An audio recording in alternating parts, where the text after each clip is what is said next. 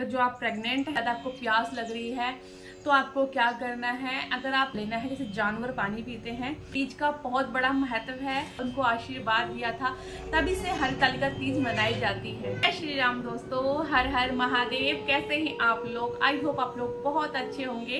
तो आज की वीडियो में हम बात करने वाले हैं हरितालिका तीज के बारे में। हरितालिका तीज कब मनाई जाएगी, सर्गी का शुभ मुहूर्त क्या है, पारण का मुहूर्त क्या है, पूजा विधि का मुहूर्त क्या है, जितने भी महत्वपूर्ण बातें हैं हरितालिका तीज से आज की वीडियो में आपको सारी जानकारी मिल जाएगी। और सबसे पहले आप कमेंट बॉक्स में जय श्री राम हर हर महादेव जरूर टाइप कीजिएगा। अगर आप मेरे चैनल पे न्यू है तो सबसे पहले सब्सक्राइब कीजिएगा और लाइक जरूर कीजिएगा, ताकि जो भी वीडियो अपलोड हो आप तक नोटिफिकेशन पहुंच सके, और बेल आइकन जरूर प्रेस कीजिएगा। नमस्कार, मेरा नाम है दिल्ली की खुशी। मैं आप लोगों का मेरे चैनल पर दिल से स्वागत। हरितालिका तीज इस साल 2023 में भाद्र पक्ष के शुक्ल पक्ष के तृतीया पक्ष में रखा जाता है, जो इस बार सोमवार को 18 सितंबर को पड़ा है। इस बार जो हरितालिका तीज है 18 सितंबर को है, जिस दिन सोमवार पड़ रहा है। और सोमवार हमेशा महादेव जी का होता है, महादेव जी का दिन है, और अगर इस दिन आप व्रत रखते हैं तो आपको दोगुना फल मिलता है। तो चलिए बात करते हैं कि अब की बार कौन कौन इस व्रत को उठा सकता है। तो अगर जो पहली बार उठाना चाहता है वो उठा सकता है कि नहीं उठा सकता है, तो ये सारी जानकारी आपको इस वीडियो में मिलने वाली है। इस बार जो हरितालिका तीज है, इस बार जो हरितालिका तीज है सोमवार के दिन पड़ रहा है, और ये दिन बहुत ही अच्छा है क्योंकि सोमवार का जो दिन है महादेव का दिन होता है। हर हर महादेव सभी कमेंट बॉक्स में जरूर लिखिएगा। और कई लोगों का क्वेश्चन होता है कि हम पहले हमारी शादी हुई है, हम क्या इस व्रत को उठा सकते हैं, नहीं उठा सकते हैं। तो मैं आपको बता दूं, अगर आपका नई शादी हुई है या आप पहली बार ये व्रत उठाना चाहते हैं तो आप इस साल नहीं भी उठा सकते हैं। बाकी आप अपने घर के बुजुर्गों से पूछ सकते हैं। मैं ऐसा इसलिए कह रही हूँ कि आप नहीं उठा सकते हैं क्योंकि मलमास लग गया था, और कहा जाता है कि मलमास के बाद जो नए व्रत होते हैं, खासकर सुहागन वाले व्रत होते हैं, तो वो नहीं उठाने चाहिए। एक बार आप अपने घर के बड़े बुजुर्गों से अपनी राय ले लीजिए। अगर वो कहते हैं तो आप उठा लीजिएगा, क्योंकि हमारे यहाँ पे मलमास के बाद जो नया व्रत होता है, खासकर सुहागन वाला व्रत, तो वो नहीं उठाया जाता है। चलिए हम बात करते हैं कि अगर आप इस व्रत को रखते हैं तो इसमें क्या नियम विधि है। तो अगर आप इस व्रत को रखते हैं तो इसके एक दिन पहले नहाए खाए होता है। जैसे कि व्रत सोमवार को है तो एक दिन पहले, रविवार यानी संडे के दिन, आप एक दिन पहले उठेंगे, नहाएंगे, धोएंगे, अच्छे से साफ सुथरे कपड़े पहनेंगे। हो सके तो आप ठंडी चीज़ों का सेवन करें, क्योंकि जो व्रत है हरितालिका तीज की जो व्रत होता है, पूरे दिन कुछ नहीं खाया जाता है। इसके अंदर ना कुछ खाया जाता है ना कुछ पिया जाता है। तो कई लोग ऐसा करते हैं कि एक दिन पहले इतना खा लेते हैं और सोचते हैं कि अगले दिन हमें व्रत रखना है तो आज हम खा के अपना पेट क्यों ना भर ले। तो आपको ऐसा नहीं करना है, क्योंकि आपने ज़्यादा खा लिया तो आपको अगले दिन बहुत ही प्यास लगेगी। हो सके तो आप ठंडी चीज़ों का ही यूज़ करें एक दिन पहले, जैसे कुछ ठंडा वगैरह खाए, पानी का, नींबू पानी, ये सब चीज़ों का सेवन ज़्यादा करें, फ्रूट का सेवन करें, फल वगैरह ले लें, आप जूस वगैरह पी लें। और ऑयली चीज़ का अवॉइड करें, मीठे चीज़ का अवॉइड करें। इन दोनों चीज़ों को आपको अवॉइड करना है, जिससे आपको एक दिन पहले अगर आपने ये चीज़ें नहीं अवॉइड कर ली तो आपको अगले दिन जो व्रत आपका है बहुत ईजिली निकल जाएगा। और इसके अंदर प्रेग्नेंट जो औरतें हैं, अगर वो लोग व्रत रखते हैं तो उनके बारे में मैं आगे बात करने वाली हूँ कि उनको किस तरीके से व्रत करना है, ताकि उनका वो भी स्वस्थ रहे, उनका बच्चा भी स्वस्थ रहे, उन दोनों को किसी को भी दिक्कत ना हो। जैसा कि मैंने आपको बताया कि एक दिन पहले नहाए खाए होता है, तो आप टाइम से उठ जाना।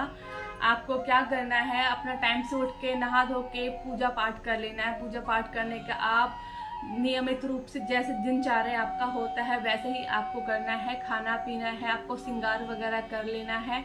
और कई लोग यहाँ पे शिवलिंग बनाए जाते हैं, कई लोग शिवलिंग बनाते हैं, और कई लोग नहीं भी बनाते हैं, जिनके घर में शिव जी की फोटो होती है या मूर्ति होती है तो वो लोग उसी की पूजा कर लेते हैं। तो आपको यही करना है, जो भी आपने खाना बनाया है हो सके तो लहसुन प्याज को अवॉइड कीजिएगा, और रात को रात्रि के समय आप उसको रख लीजिएगा, जिसको सर्गी कहा जाता है।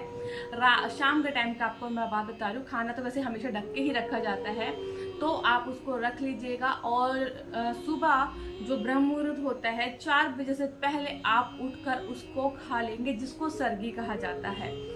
आपके कान में कौवे की आवाज़ ना जाए, क्योंकि कहा जाता है अगर कान में कौवे की आवाज़ जाएगी तो आपका जो व्रत है खंडित हो जाता है। इसीलिए कहते हैं कि 4 बजे से पहले आपको सरगी खा लेनी है।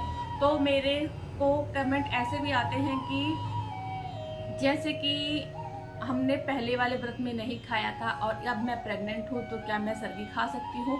तो हाँ, आप बिल्कुल खा सकते हैं, क्योंकि स्वास्थ्य बहुत ज़्यादा ज़रूरी है। ऐसा भी नहीं करना है कि आपकी जान भी बन आए और आपने व्रत रख लिया, आपका व्रत भी पूरा नहीं हो पा रहा है, तो आप सरगी खा सकते हैं। 4 बजे से पहले आप उठ के खा सकते हैं। सरगी कैसे खानी है? तो कई लोग ब्रश वगैरह भी कर लेते हैं। अगर आप ब्रश करके खाएं तो अच्छी बात है, नहीं खाएं तो कोई भी दिक्कत नहीं, आप खा सकते हैं। और उसके बाद आपको सोमवार के दिन अपना नहा धो लेना है, अच्छे से नहा धो लेना है। आपको संडे के दिन ही अपने शैम्पू वगैरह कर लेना है बालों को। मंडे के दिन जिस दिन आपका व्रत है, कहा जाता है जिस दिन व्रत होता है उस दिन बाल नहीं धोना चाहिए, ये कहा जाता है। आप एक दिन पहले बाल धो लेना, और मंडे के दिन जिस दिन आपका व्रत है सुबह उठ के आप अपना नहा धो के जिस तरीके से आप पूजा करना चाहें आप पूजा कर लें सिंपली। क्योंकि ये जो हरी तालिका का जो पूजा होता है ये शाम के समय ही होता है। कई लोग जो है हरी तालिका का तीज की जो पूजा है वो मॉर्निंग में ही कर लेते हैं, क्योंकि उनके पास शाम को टाइम नहीं होता, कभी किसी को कहीं जाना होता है, किसी को कोई प्रॉब्लम होती है। तो इसका शुभ मुहूर्त है 6:07 से 8:34 तक। ये आपका शुभ मुहूर्त है। आप इस टाइम विधि विधान के साथ पूजा कर सकते हैं। और जब भी आप जिस दिन तैयार होंगे तो आपको 16 श्रृंगार करना है। 16 श्रृंगार, क्योंकि ये हम अपने पति की लंबी आयु के लिए व्रत रखते हैं, तो आपको 16 श्रृंगार करना है। अच्छे से लाल साड़ी पहननी है। आपके पास सिंदूरा होगा, जो शादी के टाइम दिया जाता है लड़की को सिंदूर, जिससे सिंदूर दान दिया जाता है, सिंदूर भरा जाता है, तो उसी से आपको सिंदूर अपना मांग भरना है, 16 श्रृंगार करना है। और शाम का जो टाइम है, खासकर लोग शाम को ही करते हैं, और हो सके तो आप इस दिन महादेव जी के मंदिर जरूर जाए, शिवलिंग के सामने बैठकर पूजा करें। है कि जो शिव जी की पूजा है प्रदोष काल में ही किया जाता है, शाम के वक्त, तो हो सके तो आप शाम के वक्त ही कीजिए। और साथ में अगर जो आप प्रेग्नेंट हैं या प्रेग्नेंट नहीं भी हैं, बहुत ही ज़्यादा आपको प्यास लग रही है, तो आपको क्या करना है, अगर आपसे रहा नहीं जा रहा है, उस कंडीशन में आपको बता रही हूँ बिल्कुल भी नहीं रहा जा रहा है, तो आप जल ग्रहण कर लीजिएगा, क्योंकि जान से बढ़ के कुछ नहीं है, भगवान जी आपको माफ़ कर देंगे। तो आपको जल किस तरीके से ग्रहण करना है, आपको दोनों हाथ आपको ऐसे पीछे कर लेना है, जैसे जानवर पानी पीते हैं वैसे आप एक थाली में पानी रख लीजिएगा, और ऐसे दोनों हैंड पीछे करके झुक कर घुटने के बल करके आप पानी पी सकते हैं, और भगवान से क्षमा याचना भी मांग सकते हैं। ये आपको तभी करना है जब आप बिल्कुल आपकी कंडीशन बिल्कुल ख़राब हो गई हो, क्योंकि बहुत से ऐसे पेशेंट जैसे शुगर पेशेंट हो गए और भी पेशेंट ऐसे हैं जो इनके बिना नहीं रह सकते, तो आप पूजा के बाद आप ऐसा कर सकते हैं, तो आपका व्रत खंडित नहीं होगा। जो शाम की पूजा का शुभ मुहूर्त है 6:23 से लेकर 8:44 तक है। इस टाइम अगर आप पूजा करेंगे तो आप नहा धो के साफ सुथरे कपड़े पहन के, हो सके तो लाल रंग की साड़ी पहनेगा, क्योंकि ये जो है लाल रंग की साड़ी सब महिलाओं पे बहुत सुंदर लगती है, साथ ही साथ सुहागन का निशानी है। और साथ में साथ आपको सिंदूरा रखना है, उससे सिंदूर लगाना है, और आपके शादी की जो चुनरी होती है जो आप पीछे ओढ़े होते हो उस चुनरी को आपको ओढ़ लेना है, और शिव जी के सामने बैठकर अपने पति की लंबी आयु की पूजा करनी है, उनकी लंबी आयु के लिए मनोकामना करनी है, और मंदिर जा सके तो बहुत ही अच्छी बात है। साथ ही साथ अगले दिन आपको क्या करना है, कहा जाता है चतुर्थी में कोई शुभ मुहूर्त नहीं होता, और अगर आपने शिवलिंग बनाया हुआ है तो उस शिवलिंग को आप अगले दिन ही मतलब प्रवाहित करें। अगर प्रवाहित करने के लिए आसपास नदी नहीं है तो आप उसको पीपल के पेड़ के नीचे रख सकते हैं। अगर आप शिवलिंग नहीं बना रहे हैं तो आप शिव जी की फोटो या मूर्ति के साथ पूजा कर सकते हैं और अपने पति की लंबी आयु के लिए व्रत रख सकते हैं। तो कहा जाता है कि हिंदी रीति रिवाज में हरितालिका तीज का बहुत बड़ा महत्व है।